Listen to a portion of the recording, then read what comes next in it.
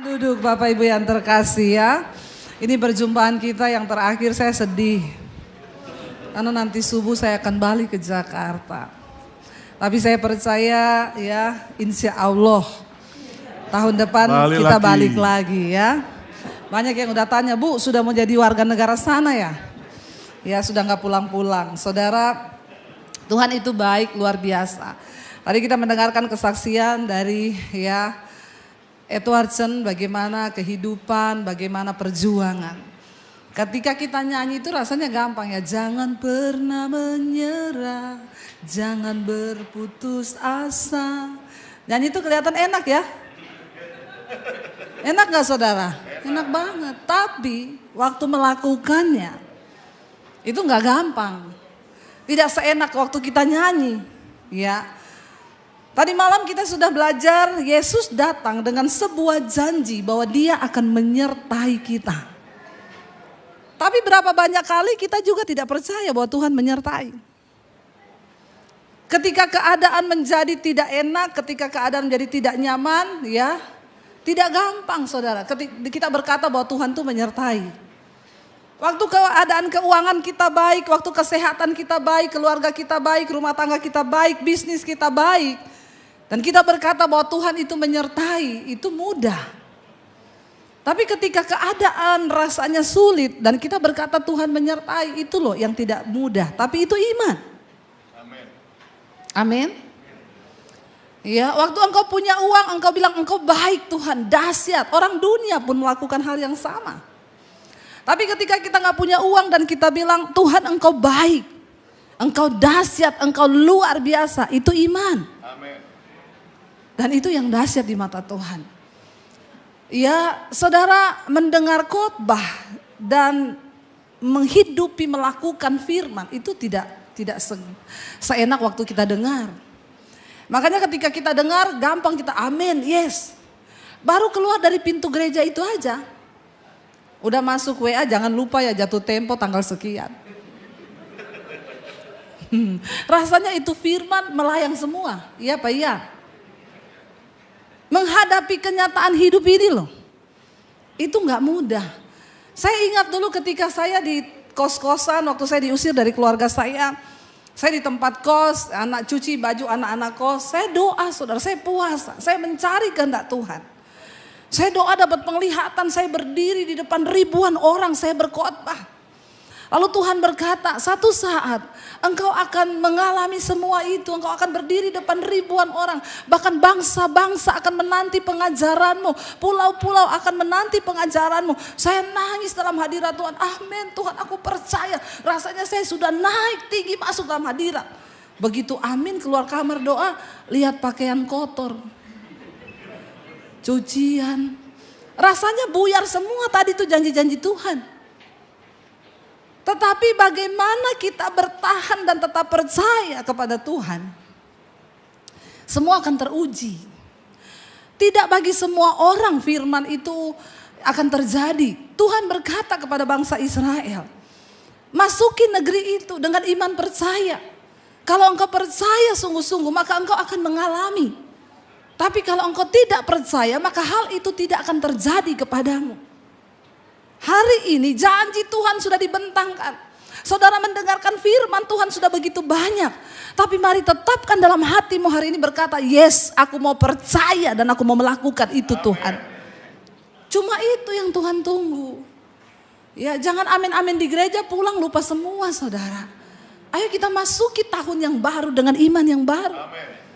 Tadi pagi saya sampaikan Yesus datang, Dia membuat semuanya baru. Karena barang siapa yang ada dalam Yesus, Ia adalah ciptaan yang baru. Apanya yang baru? Hidup kita baru.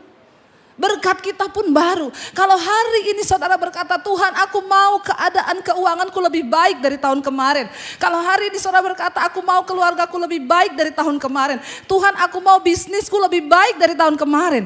Kalau saudara menginginkan yang lebih baik, engkau percaya gak Tuhan terlebih rindu untuk melakukan semua kebaikan itu dalam hidupmu. Kenapa? Karena janji itu sudah diberi. Tapi sekali lagi apa yang menghalangi berkat Tuhan yaitu dosa, ketidakpercayaan kita. Iya, makanya nyanyi, jangan pernah menyerah. Saya ingat saudara dulu, kami waktu di Solo, ya saya dan suami itu prinsip kami nggak mau meminta-minta. Ya sebagai hamba Tuhan, ya saya nggak pernah pinjam uang. Kita punya prinsip sesulit apapun kita, nggak makan sekalipun jangan pernah pinjam uang. Karena hamba Tuhan itu dia harus berharap kepada Tuhan, tidak boleh pinjam uang. Jadi kami tidak pernah pinjam uang. Lalu kami mulai membangun satu usaha, masih tetap rohani. Kita buka percetakan, kita nyetak buku-buku rohani, renungan rohani. Ya, beredar di seluruh Indonesia, masuk ke toko-toko buku Kristen. Dan semua distributor saya itu pendeta hamba Tuhan. Kami kasih mereka jarak bayar itu 3 bulan. Jadi kita kirim yang Januari, nanti Maret mereka bayar yang Januari. Maret mereka baru bayar. Sebenarnya sudah lumayan ya saudara, temponya 3 bulan kan. Ya, tapi ya saya nggak tahu kenapa juga ada yang kadang 5 bulan nggak bayar, 6 bulan nggak bayar. Kalau saya telepon, saya SMS, Pak, tolong setoran yang 5 bulan lalu dong Pak. Bapak harus setor 2 loh. Dia balas gini, Bu, saya lagi pelayanan misi di daerah. Maksudnya tidak ada ATM. Saya bilang ada bank BRI di sana. Di desa-desa itu semua ada bank. Kupedes, Simpedes, simpanan perawan desa. Kupedes, ku dapat perawan desa. Enggak saudara ya. Maksudnya itu bank BRI itu menyeluruh. Tapi alasan saudara. Nanti kalau saya telepon, ringtone-nya itu bunyi saya telepon, Allah mengerti, Allah peduli segala persoalan yang kita alami. Itu kalau sudah ringtone-nya begitu jangan saudara WA. Dia bilang Allah aja ngerti masa lu gak ngerti. Karena orang yang utang itu sama yang diutang itu lebih galak yang. Kalau datang mau utang manis, hai Cin, tambah cantik deh kau. Habis itu boleh pinjam uang enggak? Nah kalau ada yang begitu-begitu jangan. Saya kasih saudara tips untuk menghindar menjadi penanggung sesama. Kalau ada orang datang pinjam uang 10 juta dan imanmu itu tidak sampai untuk merelakan 10 juta, jangan kau kasih 10 juta. Survei membuktikan yang utang itu banyak yang tidak bayar. Saya berdoa di sini tidak ada yang suka utang. Amin. Amin. Berharap kepada Tuhan. Beriman, saya bukan cuma ngomong, saya mengalami. Ya bahkan sama kakak ipar pun gak pernah, dulu pernah saya sudah mau pinjam, udah mau WA. Roh Kudus tegur, kamu tuh pendeta hamba Tuhan, kamu pinjam, kamu mempermalukan Tuhan. Gak jadi saya. Masuk di kamar nangis berdoa, bahasa roh. Tiba-tiba telepon saya bunyi-bunyi terus. Lagi berdoa. Habis amin saya lihat, waduh ada telepon dari satu perusahaan. Saya sudah duga gini, ini pasti salah jadwal. Jangan-jangan saya ada jadwal hari ini saya nggak lihat. Jadi saya WA, Shalom kenapa ya telepon terus dari tadi ya. Saya tidak salah jadwal kan, nggak ada jadwal perusahaan hari ini kan. Enggak Bu, tapi perusahaan kami diberkati dan bos kami mau membagi berkat bagi hamba-hamba Tuhan yang sering pelayanan di perusahaan ini. Jadi saya mau minta nomor rekening. Lagi doa dijawab Tuhan loh, amin. Kenapa? Karena saya tidak menaruh harapan pada manusia. Coba kalau saya sudah pinjam sama kakak ipar saya, mungkin telepon itu tidak akan berdering. Saudara mengerti maksud saya? Taruh harapan dan imanmu kepada Tuhan. Akhirnya saya kembali ke cerita itu. Bahkan saudara ada satu toko buku rohani itu gak bayar sama sekali. Hampir 1 tahun. Saya tagih ke dia, jawabannya ada-ada saja. Saya bilang, Pak barang gak pernah retur loh. Habis semuanya tapi uang gak pernah masuk. Ada apa Pak? Tolonglah kami ini juga mau beli kertas. Gak ada yang bisa kasih gratis. Kertas tuh harus lunas di depan sebelum kami ambil lagi. Saya gak peduli Bu. Saya bilang gak ada uang. Ada teman saya datang ke Bali. Dia toko buku di sana. Bu mumpung saya di Bali. Saya tagihin ya uangnya ya. Silakan aja semoga berhasil. Karena saya sudah tidak menganggap. Sudahlah saya relakan. Dia datang saudara. Teman saya datang ke tokonya. Saya ditelepon. Saya lihat. Dua kalau nggak dia bayar saya dimaki-maki habis. Bener dia telepon saya angkat, halo Shalom Pak. Ibu kirim orang ke Bali untuk nagih. Ibu kirim 1 truk tentara juga. Kalau saya nggak ada uang saya nggak bisa bayar. Saya bilang saya tidak pernah kirim orang Pak. Dan saya sudah merelakan urusanmu tinggal sama Tuhan dan sorga saja. Anda tidak akan pernah diberkati makan uang orang dengan tidak adil, apalagi tidak layak. Stop saudara. Kalau engkau mau melihat berkat Tuhan, makanlah uang yang halal, katakan. Ya, jangan merugikan orang dari hasil rampasan. Kita tidak akan pernah melihat berkat. Lalu akhirnya saudara, suami saya bilang ini, nggak ada distributor yang mau bayar, aku hari ini harus ambil kertas. Tapi kita nggak punya uang, kita nggak bisa cetak lagi. Kalau uang semua mandek di distributor, saya bilang saya sudah telepon semua distributor. Tidak ada yang bisa bayar, nggak ada uang semua mereka. Terus saya bilang berharap saja sama Tuhan. Dari malam itu saya teguhkan hati suami saya, istri itu memang begitu. Karena memang suami itu rata-rata tidak percaya sebelum melihat. Iya nggak bapak-bapak? Makanya istri itu yang harus lebih peka. Malam itu saya cuma bilang sama suami saya gini, saya percaya besok ada uang. Dia bilang, kamu tahu dari mana? Dari Tuhan. Benar? Iya, tidur aja malam ini. Dia tidur ngorok, saya doa nangis di kamar. Tuhan, bela kami Tuhan. Sudah gak ada jalan Tuhan, apa yang harus kami lakukan? Aku percaya Engkau Tuhan yang hidup, Engkau buktikan mujizat-Mu.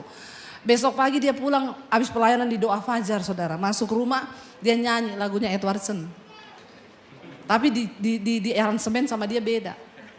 Dia masuk rumah nyanyi. Hatiku dari depan sampai di dapur.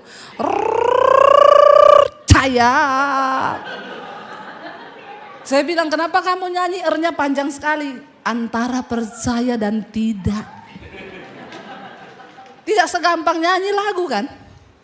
Dia bilang kalau orang percaya benar nyanyi hatiku percaya, kayak nyanyi di Betaan ini temponya benar-benar percaya loh. Cepet kan? Hatiku percaya.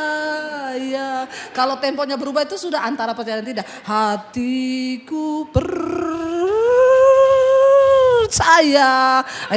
Itu antara iya dan tidak. Terus saya bilang sama suami saya, ya kita harus beriman sama Tuhan, percaya nanti siang tuh ada uangnya say. Dari mana? Semua distributor gak ada yang iyain. Saya bilang kamu nanti siang ada lihat anak-anak latihan musik di gereja kan? Iya, jam berapa? Jam 1 siang. Nanti habis latihan di gereja kamu pulang cek di ATM pasti duitnya ada. Dia bilang kamu tahu dari mana?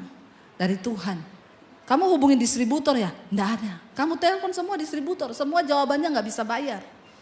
Terus kenapa kamu bisa bilang begitu? Ya beriman saja. Betul? Iya betul. Suami saya bilang, tapi istriku ini biasanya kalau beriman terjadi loh. Saya bilang, iya beriman saja. Dia pergi saudara ke gereja. Belum lama pergi, telepon. Aku di ATM ini. Terus, gak ada duitnya. Lah kan saya bilang habis latihan. Kenapa kau belum latihan? Sudah kau cek itu ATM. Enggak, aku cuma mau uji aja benar atau tidak. Lah kan aku bilang tadi habis latihan. Tapi benar akan ada yang transfer. Iya ada. Dari mana? Enggak tahu, cuma Tuhan suruh ngomong gitu. Beneran loh ya, tenan loh ya. Tenan. Tapi kamu latihan dulu, pergi ke gereja dia latihan. Saya di rumah berdoa saudara. Ya, nanti kita habis ibadah nyanyi itu ya, lagu itu ya. Biar kita lihat yang percaya mana yang tidak mana. Kalau yang itu panjang berarti roto-roto tidak percaya. Saudara, saya berdoa di rumah. Tuhan, aku percaya Engkau hidup, tolonglah Tuhan.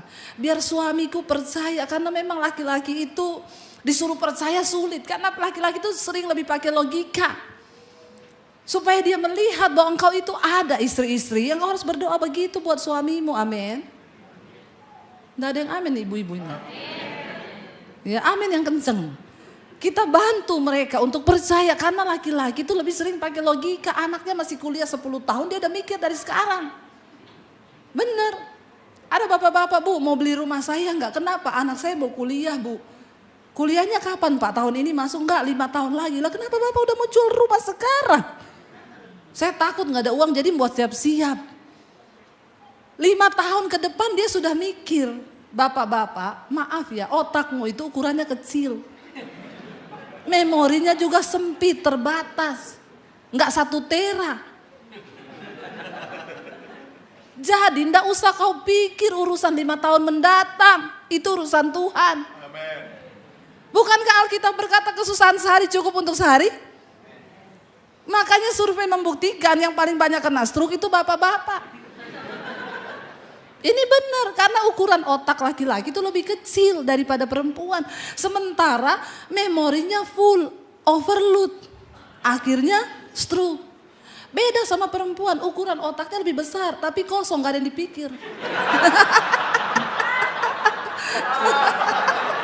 Ya, ibu-ibu bener gak? Karena kita, perempuan itu pakai perasaan, ada masalah nangis dia. Udah habis nangis selesai. Ada masalah dia curhat sama temennya. Say, ada masalah nih. Kenapa, Cin? Dia WA panjang sekali. Temennya udah tahu karena dia sudah sering biasa WA. Nggak dibaca sama temennya, nggak. Cuma dibalas, sabar ya Cin, berdoa. Udah lega dia karena waktu dia ketik itu sudah terlampiaskan semua emosi dan perasaannya. Jadi plong, kalau laki-laki kan beda. Nggak mungkin curhat-curhatan kan. Kalau ada laki-laki yang suka curhat tuh pasti cucok. Ya, apalagi Cin, waduh bahaya loh saudara, hati-hati. Saudara ya, akhirnya saya berdoa dalam nama Yesus, Tuhan tolong Tuhan, biar suamiku itu belajar percaya. Biar dia percaya bahwa Tuhan tuh ada, dia gak pakai logika terus. Habis itu dia latihan, saya sudah deg-degan tunggu telepon saudara. Berapa jam kemudian telepon saya bunyi, waduh ya, dia bilang, Say, aku di ATM. Saya deg-degan, bagaimana ini Tuhan? Kenapa? Emang kau enggak tahu ada distributor yang ngomong mau transfer? Enggak, beneran enggak ada yang ngomong janji sama kau bayar siang ini. Enggak, kenapa? Ada enggak uangnya? Enggak, ada enggak yang janji? Enggak. Uangnya ada apa enggak? Oh, ada. Tepuk tangan dong saudara. Ya aduh, dalam hati saya selamat. Puji Tuhan, padahal saya juga tidak tahu, tapi itulah iman. Yang tidak ada bisa menjadi ada. Kenapa? Karena kau punya Tuhan yang hidup. Dia Allah yang bertanggung jawab, asal kau mau percaya sungguh kepada Dia. Jangan takut. Taruh imanmu sungguh-sungguh kepada Tuhan hari ini. Jangan takut akan tahun depan. Tapi jangan mau bergeser dari pengharapanmu kepada Tuhan. Saudara, Yesus sudah datang untuk mendamaikan hidupmu dengan Allah. Kenapa? Karena ketika kita hidup jauh dari Tuhan, engkau tidak bisa mengalami berkat Tuhan. Tapi Yesus datang untuk memperdamaikan dirimu dengan Bapa. Dan ketika engkau diperdamaikan dengan Tuhan, kita menjadi anak-anak kesayangannya. Dan ketika kita menjadi anak kesayangannya, itu artinya engkau adalah ahli waris. Apa itu ahli waris? Orang-orang yang berhak menerima janji-janji penyertaan Tuhan. Jangan engkau pikul sendiri bebanmu karena engkau akan capek. Berat hidup ini. Capek hidupmu kalau engkau pikul sendiri semua bebanmu. Engkau butuh Tuhan. Taruh semua pengharapan hidupmu kepada Tuhan. Dia Allah yang sungguh-sungguh hidup. Dan Dia Tuhan benar-benar ada bagi saudara dan saya. Saudara, di sini dikatakan, coba kita baca Kolose pasal yang pertama. Saya pengen kita baca ayat yang ke-19 mulai. Di sana dikatakan karena seluruh kepenuhan Allah berkenan diam di dalam Dia yang adalah Kristus, dan oleh Dialah Ia memperdamaikan segala sesuatu dengan dirinya, baik yang ada di bumi maupun yang ada di sorga. Sesudah Ia mengadakan pendamaian oleh darah salib Kristus. Juga dikatakan di sana siapa? Kamu, katakan juga aku. Juga aku yang dahulu hidup jauh dari Allah dan yang memusuhinya dalam hati dan pikiran seperti yang nyata dari perbuatanmu yang jahat. Sekarang kita sudah diperdamaikan dengan Tuhan. Dulu kita memusuhi Allah. Karena itu kita melakukan semua kejahatan, semua dosa. Kita lakukan kenajisan, percabulan, kepahitan. Semua hal yang jahat kita lakukan itu tanda orang yang masih bermusuhan dengan Tuhan. Jangan engkau hidup bermusuhan dengan Tuhan. Dikatakan sekarang kita telah diperdamaikan. Ya, kita yang tadinya dulu hidup kita itu jauh dari Allah. Kita memusuhi Dia dalam hati dan pikiran seperti yang nyata dari perbuatanmu yang jahat. Sekarang diperdamaikannya di dalam tubuh jasmani Kristus oleh kematiannya untuk menempatkan kamu kudus dan tak bercela dan tak bercacat di hadapannya. Kita telah dipilih menjadi anak-anak Allah. Kita diperdamaikan sehingga kita layak menjadi orang-orang yang menerima janji Tuhan. Ya dan amin. Dan ketika kita sadar kita sudah diperdamaikan, apa yang harus kita lakukan? Mari kita baca ayat 23 yang terakhir. 1, 2, 3. Sebab itu apa? Kamu harus bertekun dalam iman. Tetap teguh dan tidak bergoncang.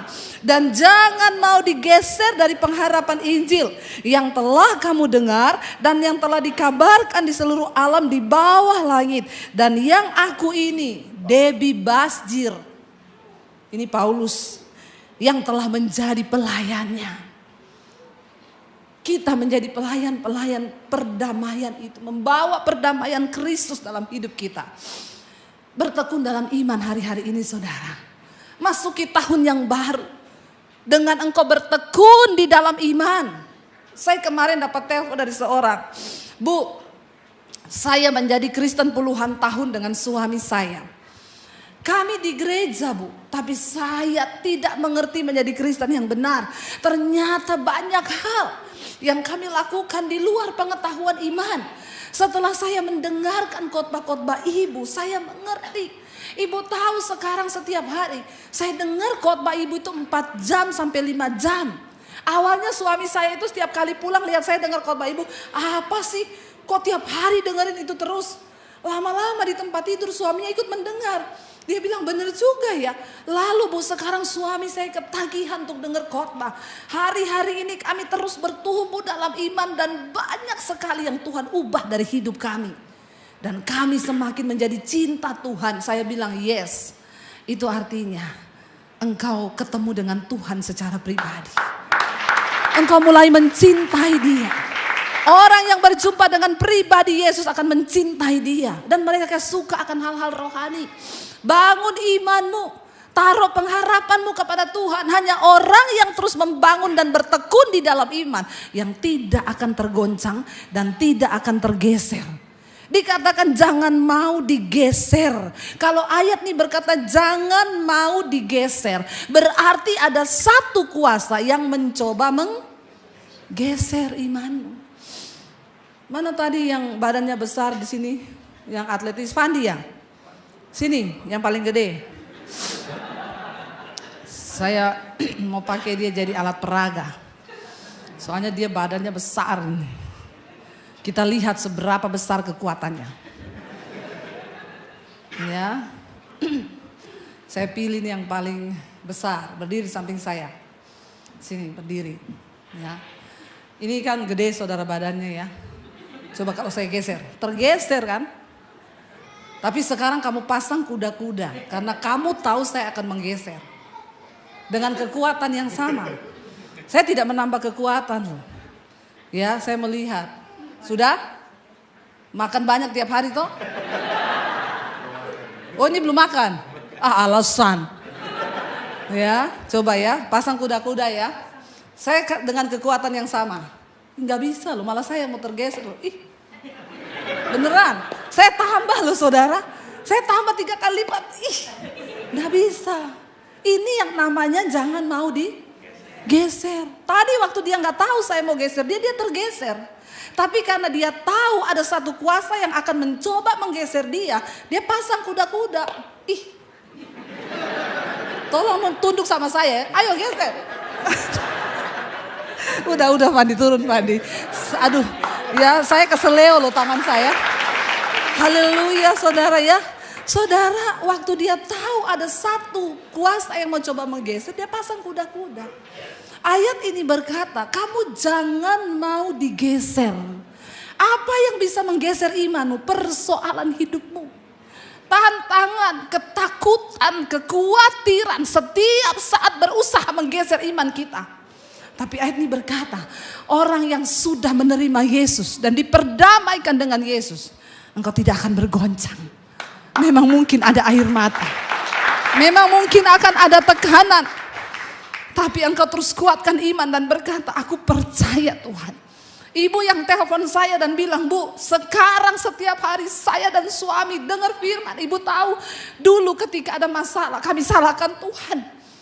Dan kami ribut, tapi sekarang setiap ada masalah kami bilang, terima kasih Tuhan. Kami tahu ini menguatkan iman kami. Responnya berbeda.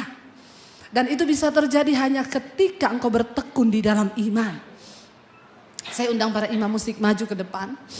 Habis ini saya akan pelayanan di gereja lain. Masih ada 2 pelayanan. Dan nanti subuh kami akan ke airport. Kami akan menuju ke Jakarta. Terima kasih buat semua pelayanan saudara buat kami di sini. Tuhan yang akan membalas. Terutama buat Pak Lukas, Ibu, seluruh jemaat. Saudara, pesan saya, jemaat BMC, engkau akan keluar sebagai pemenang-pemenang. Tahun depan akan menjadi tahun pengharapan. Saya undang Pak Edwardson, ya, bisa maju ke depan. Kita akan nyanyi lagu tadi, Hatiku Percaya. Tapi kita nyanyi di BMC, imannya itu beda. Ya, jadi ketukannya pas, jangan dirubah. Berlatih untuk benar-benar percaya. Bangkit berdiri bersama.